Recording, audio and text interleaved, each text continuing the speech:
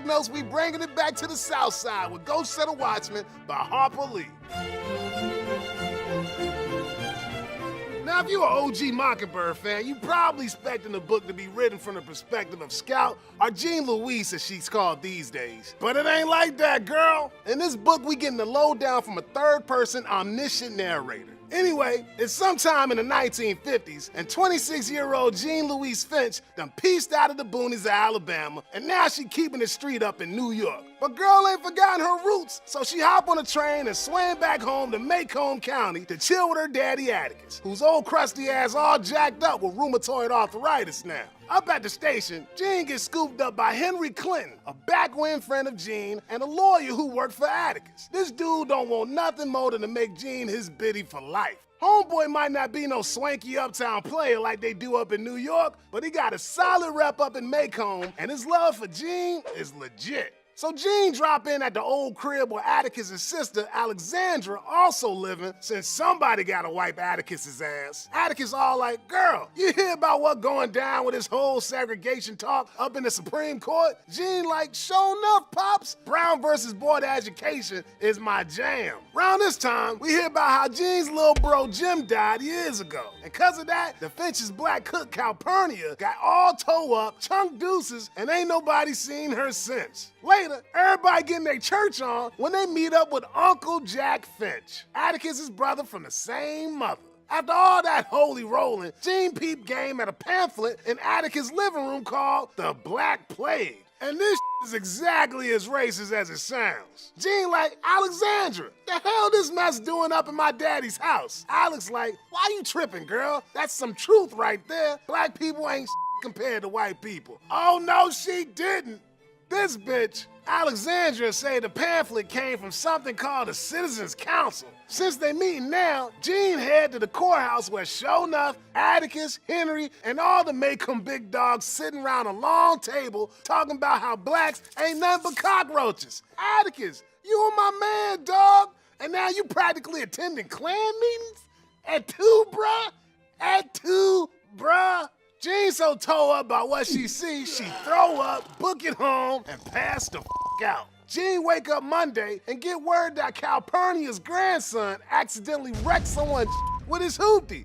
And now Atticus gonna take the case just so the NAACP don't get involved. Jean go see Calpurnia to show a girl some love, but Cal don't want nothing to do with a racist ass Finch. When Jean like, Cal, what you doing to me? Calpurnia all like, girl, what y'all doing to us? Jean feeling lonesome as hell. So she hit up her Uncle Jack and be all like, yo, the hell has my daddy been smoking? How the hell did he become a racist all of a sudden? Girl don't get no straight answer. So she roll over to Atticus' office for some real talk. Except the only bruh there is Henry, and she laid on him raw, saying she ain't never gonna marry a little racist bitch. When Atticus drop in, Jean like, Pops, the you think you doing with that council? Atticus like, look girl, this ain't no front. I think the blacks ain't as legit as the whites, straight up. Jean just about loses her and tells him that she ain't never gonna forgive him. I mean, she used to look up to Atticus. Hell, we all did. So she book it back home and start packing her to go back up to New York. Uncle Jack drop in and give her 5 across the face to calm her ass down. After girl spits out some blood, Jack pulls up some Henny and explain what's going down. He tell her that she spent her whole life worshiping Atticus like a god. But truth is, he was bound to disappoint her sooner or later, so she gotta sack up and become her own person. After that, Jean about to drive Atticus home from work when Pops say, look girl, even though you said some messed up shit to me, I'm proud of you. You stood up for what you think is right, and that's how a real G rolls. Jean like, hell, Pops, I love you even though you a racist piece of shit. The end.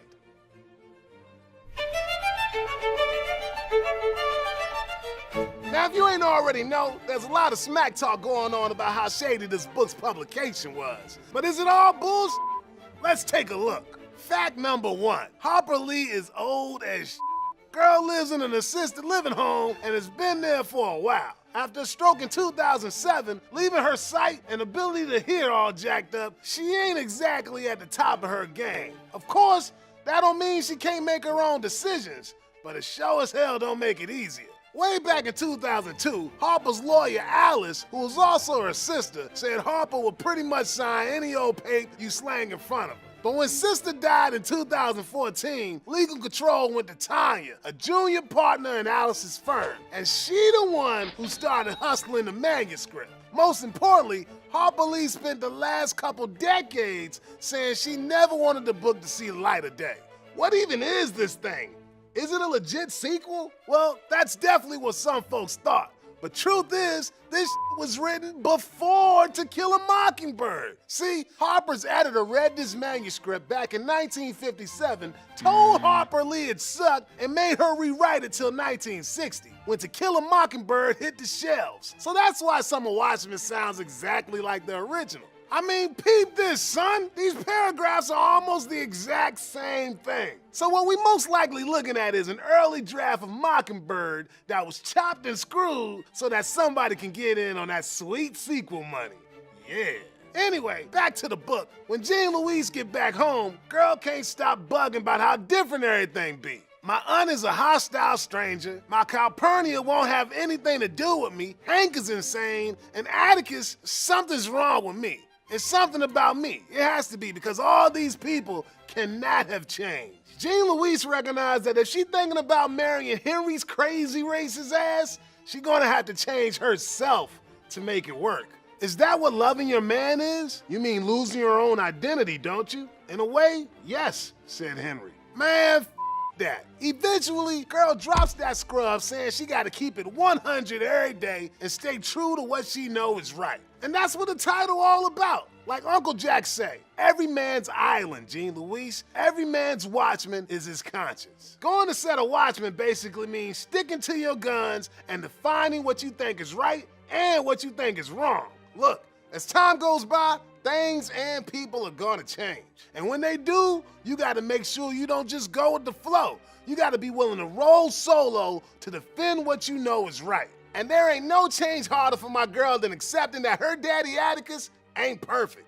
Like my girl Jean say, but a man who has lived by truth and you have believed in what he has lived, he does not leave you merely wary when he fails you. He leaves you with nothing. She spent her whole life looking up to this cat. And now since he's sipping on that haterade acting all racist and shit, she gotta keep it real and make it damn clear that she ain't about that. But like I said, it's gonna be a bitch. That's why all throughout this book, the words child rolling popping up, which allude to a dope poem by Robert Browning called Child Rolling to the Dark Tower Came, where a dude got a beast through a journey to the Dark Tower without any of his boys to get his back. And when he gets there, he probably dies. Likewise, Jean also gotta go on a solo quest, hence why she feeling all alone, and she gotta kill part of herself to succeed. Now, even though we don't know what happened to Child Rowland when he make it to the Dark Tower, we sure know what happened to Jean Louise. Uncle Jack tell us she more of a bigot than Atticus. The hell? He say Jean Louise doing her daddy straight dirty by focusing on one flaw.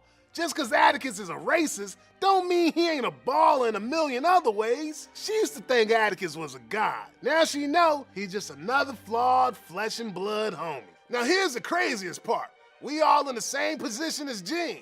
Now hear me out, player. To Kill a Mockingbird is one of the dopest novels of all time. The movie is pretty damn legit too.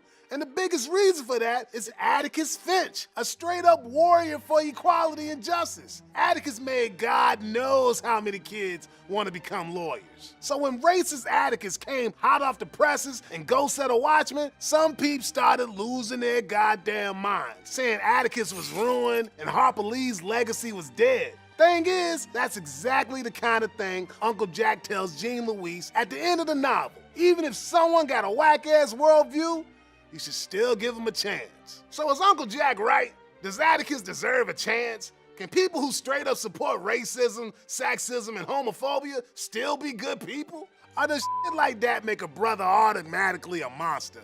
Look, I know what I think, player, but I ain't gonna set your watchman for you. Now that you've heard my take, go check out the original classic, To Kill a Mockingbird, by clicking on this mockingbird right here.